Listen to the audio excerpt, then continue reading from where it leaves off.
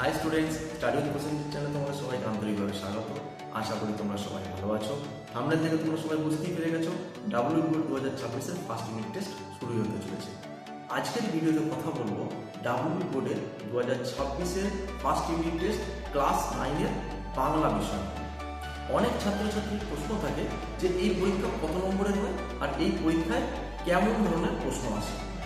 সাধারণত ডাবল বোর্ডের first unit test class 9-এর পরীক্ষা হয় 40 নম্বর, আর এখানে প্রশ্ন আসে 1 নম্বরের প্রশ্ন আসে 5টা, মানে এমসিকিউ 5টা, 1 নম্বরের অতি সংক্ষিপ্ত প্রশ্ন আসে 5টা, 2 নম্বরের প্রশ্ন আসে 5টা, 5 নম্বরের প্রশ্ন আসে 2টো, আর ব্যাকরণ অংশ থেকে আসে 10 নম্বরের প্রশ্ন। তবে এই নাম্বার ভ্যারিয়েশনটা কিন্তু সব স্কুলে এক নয়, বিভিন্ন স্কুল কিন্তু বিভিন্ন রকমভাবে এই ভ্যারিয়েশনটা করে। কোনো স্কুল 1 নম্বরের এমসিকিউ দেয় 10টা, 1 নম্বরের প্রশ্ন দেয় 10টা, 2 নম্বরের প্রশ্ন আসে 5টা, 5 নম্বরের প্রশ্ন দেয়, আর ব্যাকরণ অংশ থেকে 5 নম্বর সময়।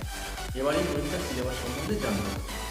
সিলেবাসে আছে কলিঙ্গ দেশের ঝড় বৃষ্টি, দেবর বৃত্তান্ত, ইলিয়াস, দাম, নোমো, আর কয়েক পাঠ থেকে বঙ্গযাত্রীর ডায়েরি। ব্যাকরণ অংশ থেকে আছে খনির শব্দ, ধাতু প্রত্যয়, উপসর্গ, অনুসর্গ। চ্যাপ্টারগুলো খুব ভালোভাবে অ্যানালাইসিস করে আমি এই চ্যাপ্টার থেকে শর্ট কোশ্চেন এবং এমসিকিউ তৈরি করেছি। এই এমসিকিউ এবং শর্ট কোশ্চেনগুলো পিডিএফ ফাইল আকারে এই ভিডিও ডেসক্রিপশন বক্সে আমি লিঙ্ক দিয়ে রেখেছি। তোমরা সেখান থেকে গিয়ে সহজেই সেই কোশ্চেন অ্যান্সারগুলোকে ডাউনলোড করে নিতে পারো। এই এমসিকিউ শর্ট কোশ্চেনগুলো এমনভাবে তৈরি করেছি যাতে পুরো চ্যাপ্টারটাই কভার হয়ে যায়। তাই চ্যাপ্টারের যেখান থেকে তোমাকে এমসিকিউ দিক শর্ট প্রশ্ন দিক তোমরা কিন্তু লিখে দিতে পারো।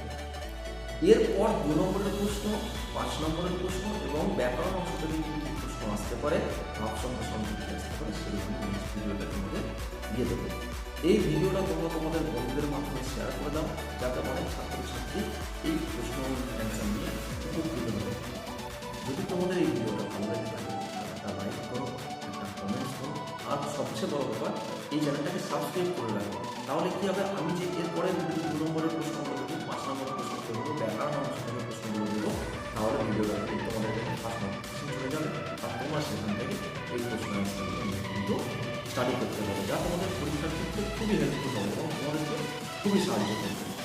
তাহলে দেখা হচ্ছে তোমাদের।